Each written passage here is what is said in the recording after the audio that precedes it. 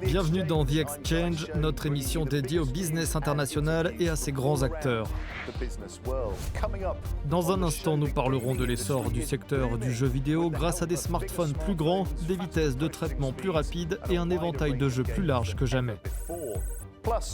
Et puis, nous rencontrerons ceux qui tirent leur épingle du jeu, nous demanderons à une star internationale du e-sport et à un concepteur de jeux primés comment il voit l'avenir de ce secteur et pourquoi il constitue une tendance inarrêtable.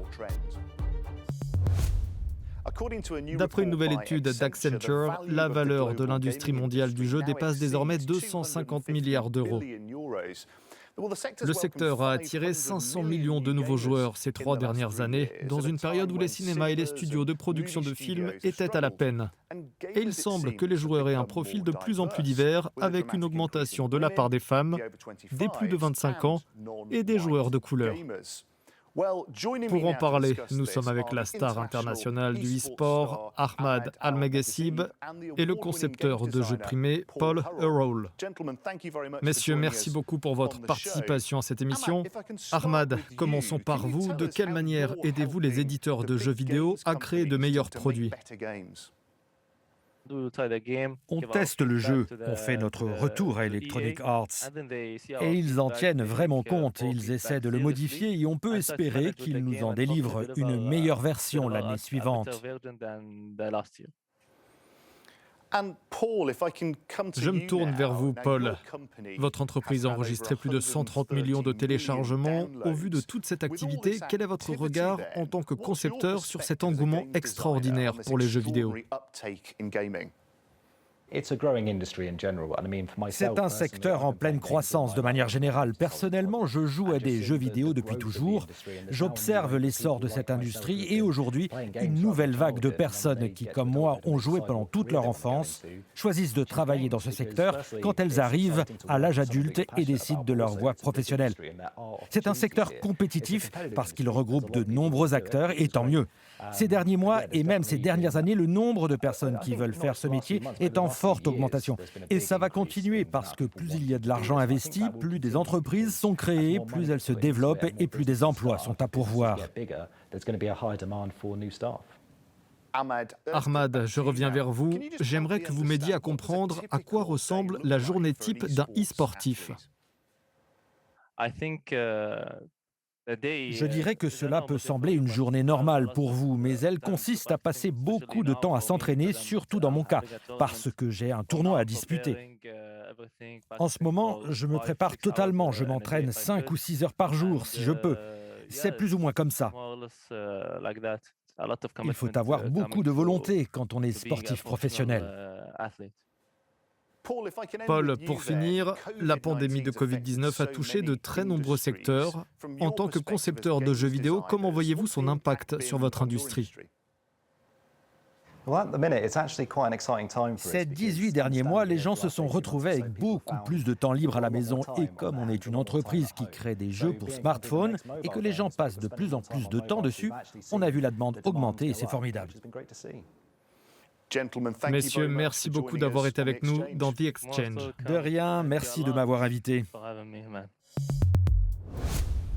Notre reporter Sherazade Safla a voulu savoir comment joueurs, influenceurs des réseaux sociaux et détaillants contribuent ensemble à la transformation de cette industrie. Salut les gars, c'est Mr. Q, votre pote qatari. Khalifa Al-Haroun a plus d'une corde à son arc. En parallèle de son activité professionnelle classique, il est Mr. Q.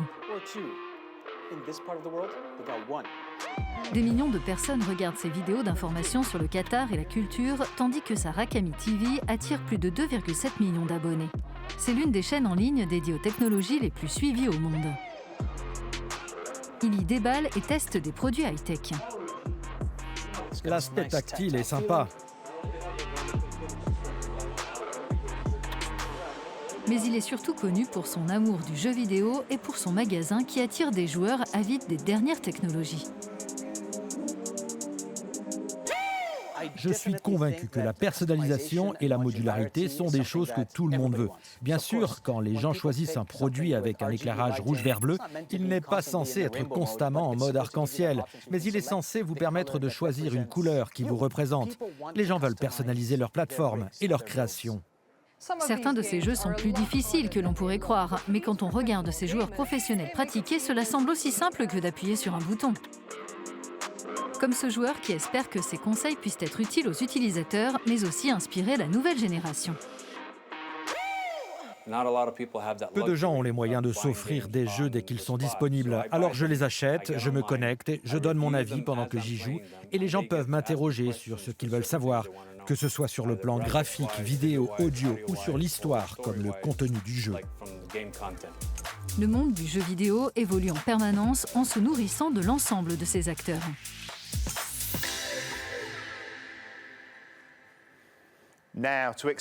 Pour expliquer quelques-unes des tendances à l'origine de ces évolutions, direction les États-Unis pour discuter avec Ted Pollack, l'un des plus éminents experts des jeux vidéo au monde. Ted, en dehors des avancées technologiques, quelles sont les tendances qui expliquent l'essor de ce secteur ? Ce que l'on constate, c'est qu'il y a eu probablement 15 ans de développement naturel, je dirais libre. Il s'agit simplement du fait que de plus en plus de gens se mettent à jouer, ce qui augmente la taille du marché. Il y a aussi le fait que les jeux sophistiqués coûtent très cher. Les gens dépensent $500 par an dans des PC très puissants et dans de bonnes consoles. Et il faut s'attendre à avoir des centaines de millions de nouveaux utilisateurs dans les 10 prochaines années. Passons à présent à notre rubrique Business en 60 secondes sur d'autres infos qui font la une à travers le monde. L'entreprise de boissons emblématique PepsiCo doit annoncer ses résultats du troisième trimestre. Ses ventes ont atteint plus de 70 milliards de dollars l'an dernier. Ces produits étant consommés plus d'1 milliard de fois chaque jour dans 200 pays, ses dirigeants travaillent de plus en plus sur leur impact éthique et social. Autre géant mondial des boissons, Diageo, s'apprête aussi à publier ses résultats. Le groupe a vu le cours de son action augmenter de 21% au cours des 6 derniers mois. Les investisseurs suivent également de près la construction d'un site d'un coût de 80 millions de dollars aux États-Unis, capable d'augmenter la production de 25 millions de canettes par an. Enfin, le groupe de logiciels informatiques Adobe est lui aussi en passe d'annoncer ses résultats. Le trimestre dernier, la société a dépassé les attentes avec un chiffre d'affaires de 3,84 milliards de dollars et une part d'abonnements représentant plus de 90% du total des ventes. Ce glissement vers l'abonnement pourrait encore renforcer la réussite financière d'Adobe. C'est la fin de cette émission. Merci de votre attention. Retrouvez l'actualité business sur euronews.com et rendez-vous très prochainement dans The Exchange.